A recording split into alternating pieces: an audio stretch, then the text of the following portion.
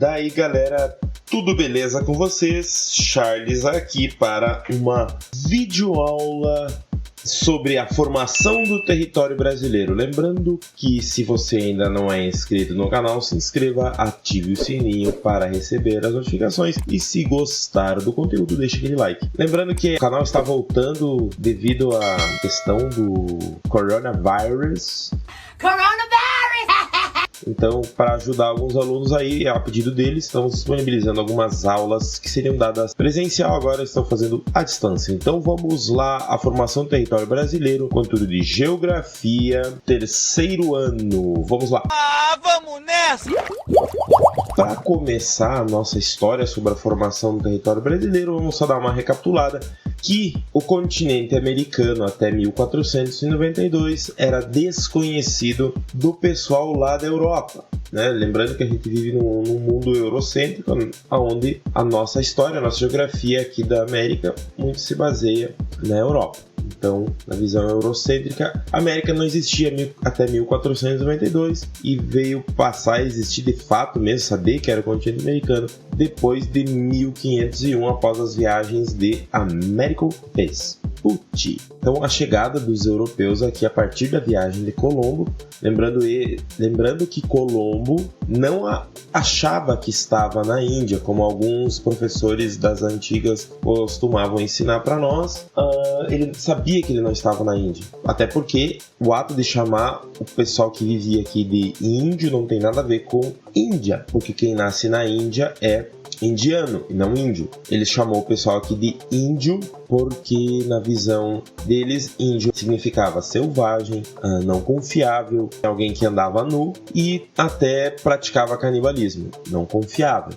Então a palavra índio na época de Colombo tinha esse significado que ao longo do tempo foi se perdendo. Então o nosso continente tem esse nome, pois em 1507 Martin Waldseemüller, um geógrafo, um cartógrafo, humanista, resolveu fazer então o primeiro mapa trazendo o continente americano e ele coloca o nome do continente América em homenagem a Américo Vespucci, pois foi o primeiro a relatar a existência de um novo continente. Lembrando que Colombo, na época dele, ainda não sabia que esta terra aqui se tratava de um novo continente. Lembrando que a formação de fato do Brasil não é exatamente a partir da chegada de Pedro Álvares Cabral em 22 de abril de 1500.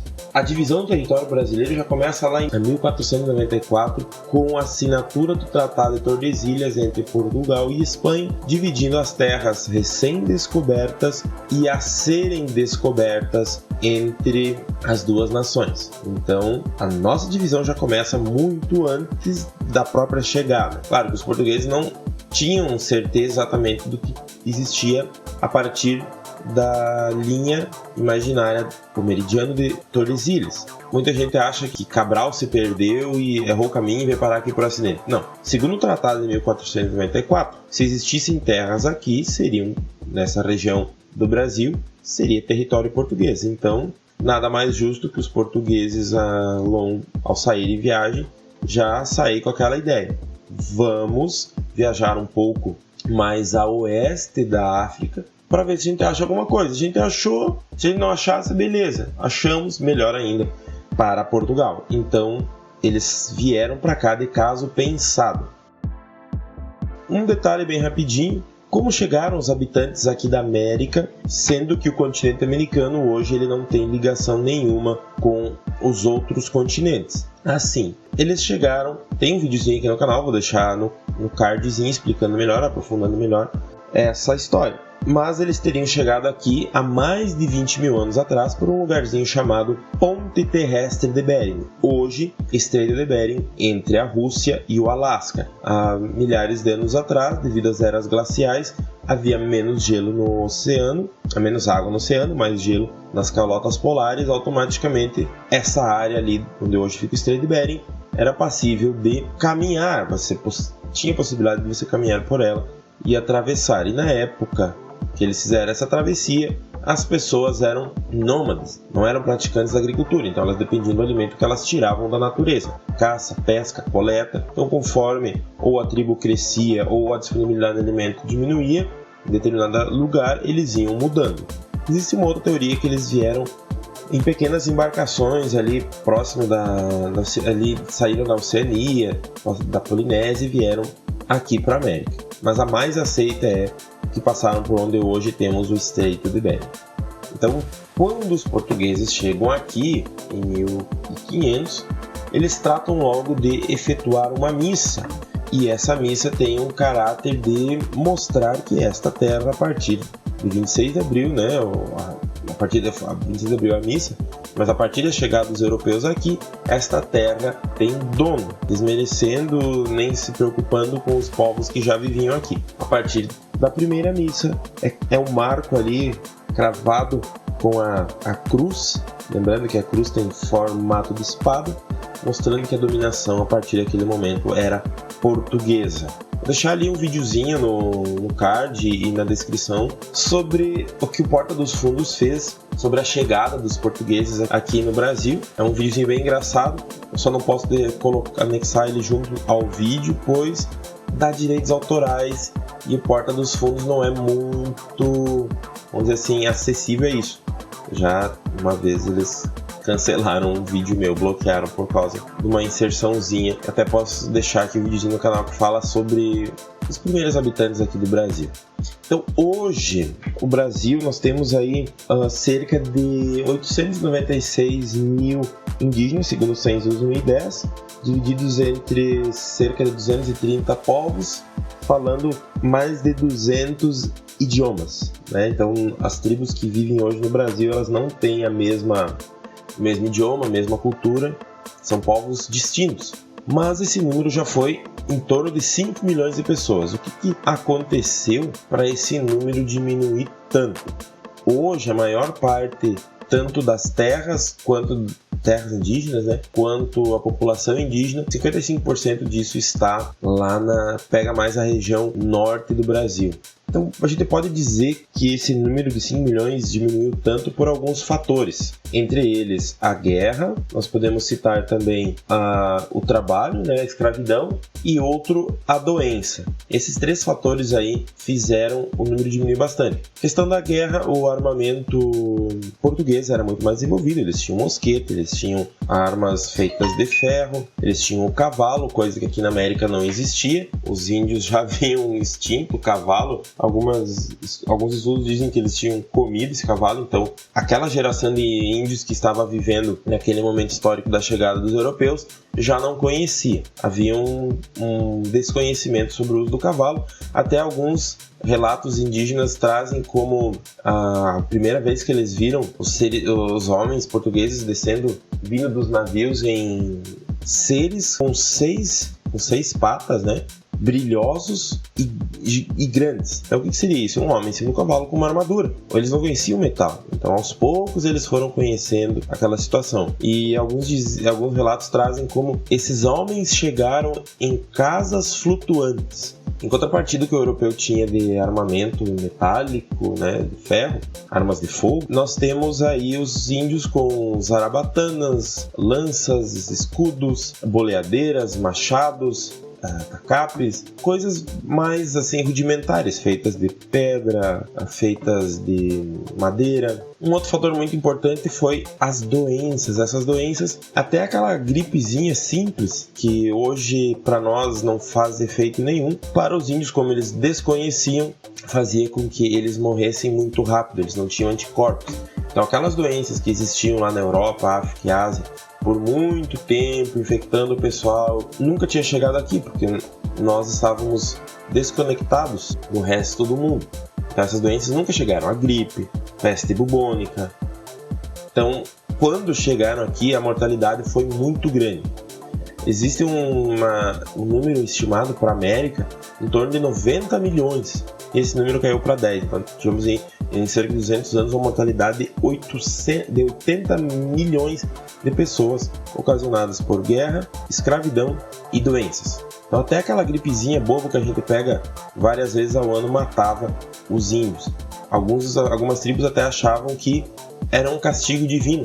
Os deuses estavam castigando eles e demoravam para tomar alguma atitude, buscar algum medicamento. Então eles morriam muito fácil. as próximas gerações que foram vindo foram se adaptando àquelas doenças. Entre algumas delas, o sarampo, a coqueluche, nós vamos ter a varíola, a malária, que foram trazidas aí pelos europeus para a América. O trabalho escravo foi muito prejudicial também para os indígenas, porque os índios não estavam acostumados a trabalhar tanto. O índio tem um sistema diferente de trabalho. No geral, a maioria das tribos planta para subsistência, mas claro que existiam tribos que escravizavam outras tribos. Então isso não era, a escravidão aqui na América não era uma coisa que os europeus trouxeram. Já existiam. Tribos grandes como os astecas, os maias, escravizavam tribos menores para fazer essas tribos produzir para eles. E quando os europeus chegaram, as tribos menores viram nos europeus a possibilidade de se livrar das tribos que os escravizavam. Mas, no final das contas, eles trocaram por 6 por meia dúzia. Uma forma de violência que existia aqui na América, né, que a gente pode dizer assim, era a catequese, porque ela desmerecia os rituais, as crenças indígenas e impunha a eles a fé cristã, impunha a eles o catolicismo. E os jesuítas tiveram um papel muito importante nesse processo de catequização e, juntamente a isso, aumentavam o número de fiéis da Igreja Católica, pois, a partir da Reforma Luterana, lá no início do século XVI, feito por Lutero, a Igreja Católica vinha perdendo muitos fiéis para o luteranismo, para o calvinismo, depois para o anglicanismo, religiões que foram surgindo e tirando os fiéis da Igreja Católica. Então, eles viram a possibilidade aqui nas Américas de catequizarem os índios e aumentar o seu número de fiéis. Mas, em contrapartida, isso era uma forma de violência, pois desmerecia a crença indígena. Desmerecia sua religião e tudo mais, né? Então, vamos mais a fundo no Brasil. O Brasil, território brasileiro, foi definido num primeiro momento lá em 1494, com a assinatura do Tratado de Tordesilhas. Porém, o território brasileiro não foi logo ocupado depois que Pedro Álvares Cabral chegou aqui em 22 de abril de 1500, pois naquele momento era mais interessante pegar produtos prontos lá na Índia e revender na Europa. Mas, ao longo do tempo, eles perceberam que o território nacional poderia ser alvo, assim como foi, de outros povos que estavam chegando aqui, fazendo comércio com os índios, até fundando vilas, caso dos franceses, depois os holandeses, viam no território brasileiro uma forma de lucrar. Então Portugal, para inibir isso, dividiu em 1534 o Brasil em 15 capitanias hereditárias. E quem tinha o poder maior sobre essas capitanias era o capitão donatário. Então Portugal passava para terceiros a administração do território. Claro, ela ganharia participação nos lucros. Esses donatários, esses capitães donatários, teriam que investir dinheiro do seu próprio bolso para trazer pessoas. Eles poderiam dar terras aqui. Claro que, se não administrassem muito bem, teriam o seu direito revogado. E essas capitanias, esses capitães, eles tinham um poder hereditário, sendo assim, podendo passar este poder para seus herdeiros e assim por diante. Mas podemos dizer que esse sistema de capitanias não deu muito certo, porque a maioria dos capitães donatários não tinha recursos financeiros suficientes, eram maus administradores, a distância era muito grande entre as capitanias e Portugal. Lembrando que naquela época as viagens eram feitas por navio, a comunicação era feita por carta, então você mandando uma carta para Portugal e até que essa resposta viesse, era no mínimo uns 4 meses, com sorte. Alguns capitães donatários nunca vieram para cá. Um detalhe que a gente pode dizer é que as capitanias que mais deram certo foi a capitania de São Vicente e de Pernambuco, e uma coisa muito interessante, nelas estavam envolvidas mulheres na administração. Há uma probabilidade que talvez elas deram certo muito por causa disso. O poder feminino no Brasil, né? Desde as capitanias hereditárias, mostrando que as mulheres são muito melhores administradoras que os homens. Então, a expansão territorial. Então, como o nosso território cresceu além do Tratado de Tordesilhas? A gente pode dividir em 3 fatores, bem simples: a atuação dos bandeirantes, o papel dos jesuítas e a exploração econômica do território. Vamos lá.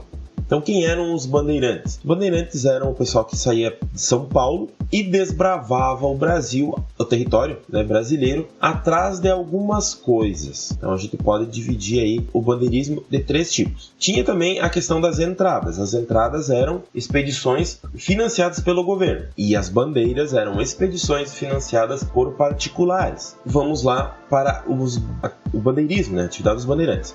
Primeiro nós temos o bandeirismo apresador, que era aquele bandeirismo que desbravava o Brasil aí atrás de mão de obra, atrás de índio, para vender esses índios como escravos. Esses bandeirantes, eles atacavam tribos indígenas, atacavam missões, atrás, obviamente, desses índios para vender eles como mão de obra. Uma curiosidade, a tribo indígena que mais eles tinham interesse eram os guaranis, pois os guaranis eram muito bons agricultores.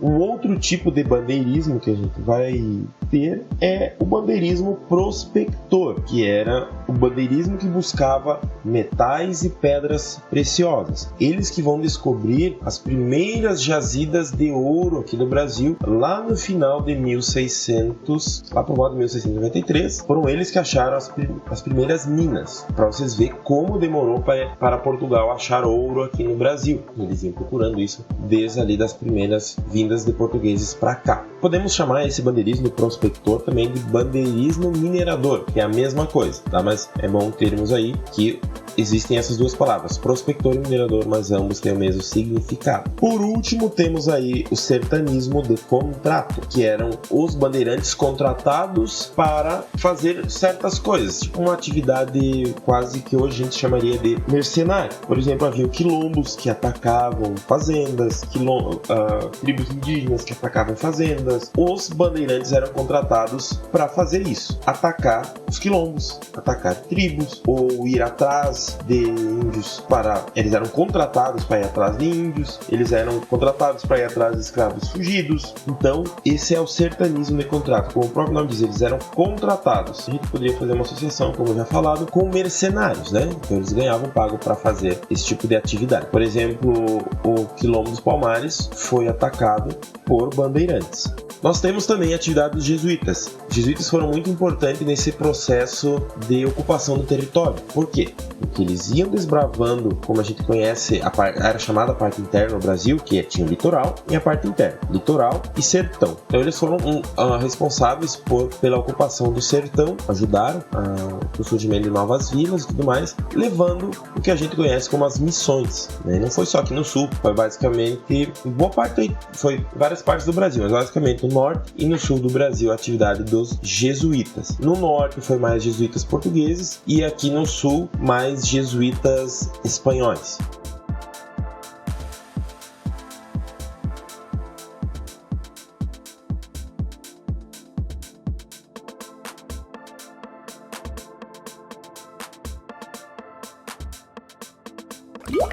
E para finalizar, nós temos aí a exploração econômica do território, dividido por séculos, né? Cada século teve a sua exploração econômica. Não que nos séculos seguintes determinada exploração acabou. Ela quer dizer ali que o esquema está ali organizado, qual era, vamos dizer, o motor econômico de cada período. Não que certas coisas paravam, mas outras eram atividades mais lucrativas.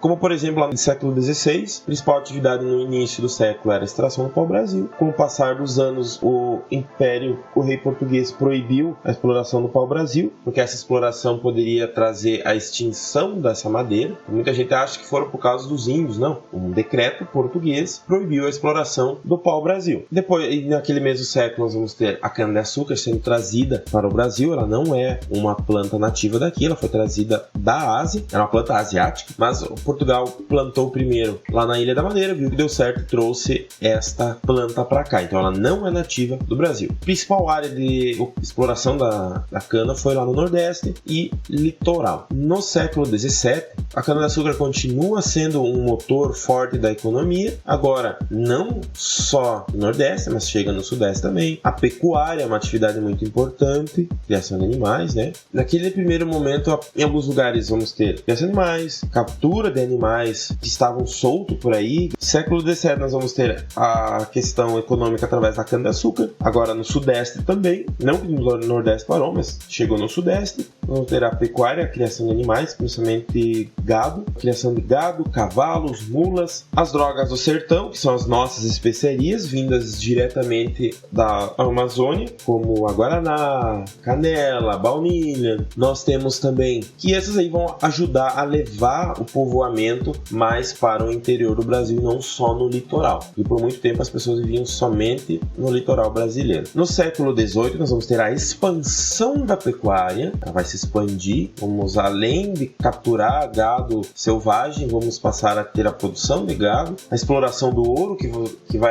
ela foi achada lá no final do século XVII, então no século XVIII nós temos aí uma grande exploração do ouro e de diamantes também, o que vai favorecer um maior domínio sobre as terras do sertão, do oeste, né? Nesse mesmo século nós temos a assinatura do Tratado de Tordesilhas, nós vamos ter as guerras guaraníticas, esse tratado vai ser anulado anos depois, vamos ter o Tratado de Santo Ildefonso em 1777, que vai trazer uma nova definição para o território brasileiro, parecido com o de 1750, só que não pega aqui no Rio Grande do Sul as áreas onde ficavam as missões jesuíticas, e essa parte continuou ficando para a Espanha. Lembrando que Portugal deu em troca a assinatura desse tratado a colônia do Sacramento, que fica onde hoje é o Uruguai, uma colônia muito rica devido ao comércio de prata. No século XIX nós temos aí uma exploração do café, também não é nativo do Brasil, esse café veio da Guiana Francesa, trazido por Francisco de Melo Palheta, a exploração do cacau, que vai ser muito apreciado pelo mundo, né? O cacau brasileiro. O cacau é uma planta nativa aqui da América, não existia na Europa, então até este cacau ser descoberto, entre aspas, pelos europeus aqui na América, isso não existia em outros lugares do mundo. Atividades como essa, café, cacau e algodão, vão fortalecer o povoamento das terras, principalmente no sertão, a oeste. Aqui nós temos uma imagenzinha que ela mostra a evolução do território ao longo dos anos, desde o território definido pelo Tratado de Tordesilhas, as capitanias hereditárias, até como é hoje. Pessoal, videozinho aí mais explicativo, né? Espero que vocês tenham gostado. Qualquer dúvida, deixem aí nos comentários, né? Que o professor, num segundo momento, possa estar tirando as dúvidas de vocês. Estudem, encaminharei junto para vocês uma atividade sobre esse conteúdo, algumas questões para serem respondidas, né? Fiquem atentos a novas postagens aí. Qualquer dúvida, comentem. Se gostaram, deixem um like. Até a próxima. Bons estudos para vocês. Valeu, falou, tchau!